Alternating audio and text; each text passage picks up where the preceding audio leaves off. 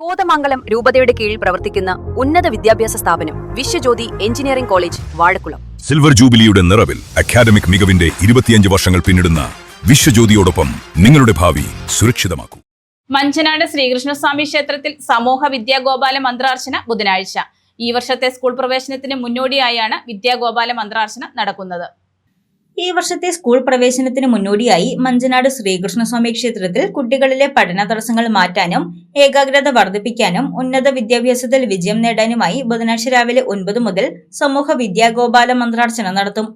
ക്ഷേത്ര മേൽശാന്തി വാസുദേവ ശർമ്മ, കേരള ക്ഷേത്ര സംരക്ഷണ സമിതി മാതൃസമിതി ജില്ലാ അധ്യക്ഷ സാവിത്രി അന്തർജനം എന്നിവരുടെ കാർമ്മികത്വത്തിലാണ് ചടങ്ങുകൾ നടക്കുന്നത്. ചടങ്ങിൽ പങ്കെടുക്കുന്ന കുട്ടികൾക്കെല്ലാം സ്റ്റഡി കിറ്റ് ലഭ്യമാക്കുമെന്ന് ക്ഷേത്രം ഭാരവാഹികൾ അറിയിച്ചു. News desk Muvattupuzha news.